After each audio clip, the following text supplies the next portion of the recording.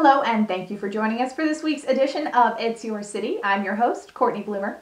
Today's episode is brought to you by the Sierra Nevada Ballet, presenting their original production of Cinderella this summer. For tickets and information, visit sierranevadaballet.org. Our guest this week is Kimi Cole. Kimi, welcome.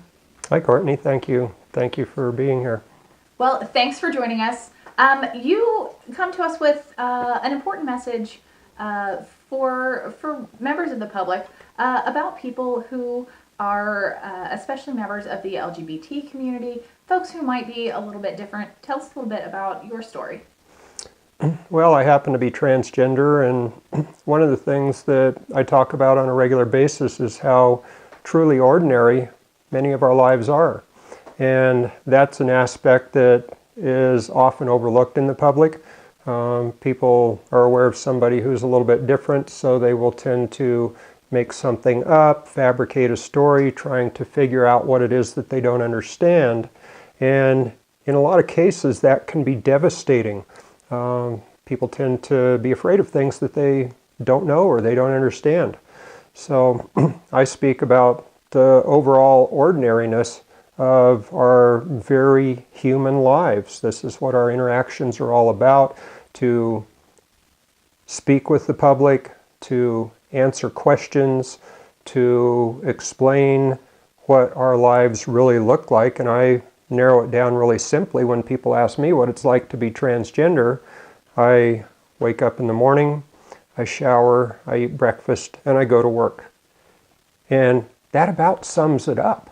I mean, there's other things that we do. I mean, we snow ski, we consume food, we go to the grocery store for groceries, we ride our bicycles, we walk, we're involved in sports, we are doctors, we are IT professionals, sometimes wicked smart, and all of these things say that we are just another group of people in society going on about our lives. That sounds an awful lot like my day. You get up, you take a shower, go to work. Very, very ordinary, like you said, a simple life. So what do you think it is that that folks are afraid of? Well, it's different. As my journey began, I realized when I was talking to other people that this was a big change in my life. But not only was it a big change for me, but I realized it was a big change for them as well. And it can be the very simple things like, what do I call you? What is your name? I was used to you when you were different. How do I interact with you now? What is different? What has changed? Where do I fit into all of this? And good example, my son, whom I've always been very close to, he had a real difficult time with all the changes going on, and I thought the best thing that we can do is have a conversation. Let's discuss this. Let's know what's going on. And he didn't even want to talk for a long time. So my daughter-in-law, who's been a very strong advocate and a good friend, I asked her, why won't he talk to me? And she just hit me like a brick. She asked me, well, do you realize that you have single-handedly devastated the vision he had for the rest of his life? And I thought, what are you talking about there? Well, he had envisioned what's life going to look like. I'm going to have a good job. I'm going to buy a house. We're going to have good cars. We're going to start a family, and then the family is going to come together on Christmas and New Year's and do all the family things. And she says, now all of a sudden it looks different. So that was an important perspective for me to look at, instead of looking outward and saying, why can't everybody else just listen and figure this out? I had to figure, I should look at that from what kind of changes or challenges this may put on them. So then it opened the conversations. That was an important lesson, and I encourage everybody, instead of just figuring you're being judged because they don't understand you, try understanding somebody else in the mix.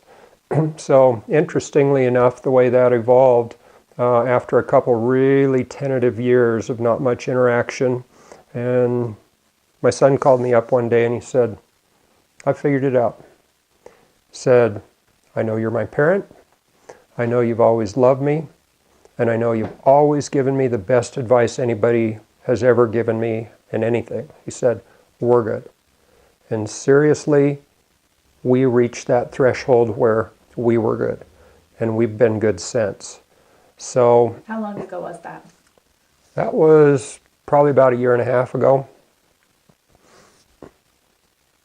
Do you find that your interactions with other people have been changed by the fact that the transgender community has been more in the news lately? There have been some high-profile type of things. For example, has Caitlyn Jenner's story being in the news changed the way that people relate to or understand your experience? Well, that's been a good news, bad news situation. And as I look at it realistically, all of our stories are unique and different. And point blank, there's a lot of thing about Caitlyn Jenner's story that I don't directly relate to. I'm not phenomenally wealthy. I don't have that instant international spotlight. But as people that I know were complaining about, she's got the resources, she's got the background, she's got unfair advantages, I looked at it a little bit different. And now that it has brought up the public conversation, it's what we do with those conversations that is really going to make a difference. And that has provided a lot of benefits because it's gotten people talking. What is transgender? People know more about it and they're not so afraid of it. And in context, I think about it, we have heard the word LGBTQ as a catchphrase, as an umbrella, that obviously everybody that's LGBTQ must be the same. And that's been really quite the misnomer if you think about it, because the movement has grown. So for a long time, the word lesbian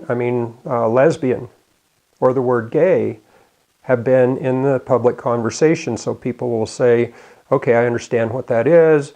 I like it, or I don't like it, or I don't care.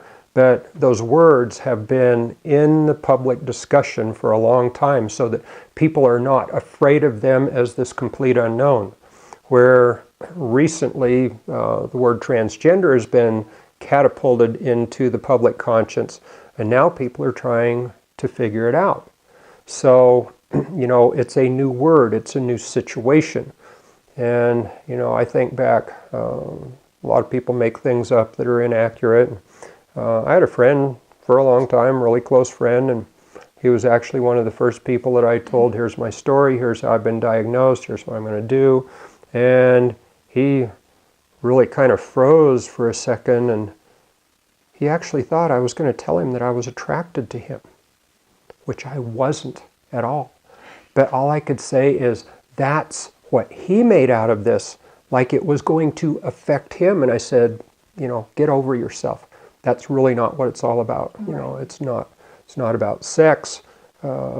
It's about people going on about their lives. It's about being recognized for who we feel we are. And one of the analogies that I've come up with is, I imagine just everybody has formulated an opinion of what they think about when they hear the terms male or female. And they're not absolutes, they're not stereotypes, but you think female and longer hair, but there's exceptions, softer voices, compassion, different ways of interacting with the world, and same thing with males. You think shorter hair, deeper voices, facial hair, and people create those stereotypes of what they think people are by the time they apply a gender or a sex. So the only way I can describe it now, generally speaking, when I interact with the world and people initially perceive me as being female, it is a very natural interaction that I do not have to explain or question or anything. It's just a matter about going on life. very authentically. It's really about getting to be yourself and the person that you feel like you are. Absolutely. And I've come up with an analogy to explain that. And I feel pretty much everybody formulates opinions about other people. And it's not about right or wrong or whether they're accurate, but people form opinions. Now, for example, I think when people think about females, traditionally, a lot of them may think of longer hair. Obviously, there's exceptions. Softer voices, more collaborative in their interactions. They've built a perception of what they think a female is like. And on the other hand, they think about males. And again, this is not about right or wrong, but possibly shorter hair, deeper voices, facial hair, more into athletics. All these stereotypes are fabricated based on what people believe. So for me, as I go on through life now, and people that I'm interacting with perceive me to be female, the interactions are very natural. They feel natural. I'm just treated about a way that feels very ordinary to me and generally feels pretty ordinary to most people when I get to know them. And we talked a little bit, you said that you had seen the TED Talk that I gave. Absolutely, you participated in TEDx here in Carson City. And that was it's hard to explain to a lot of people where the thinking process goes, but as I elaborated there, for the longest time, it was a matter of converting how I felt internally to translating that into what I thought society expected.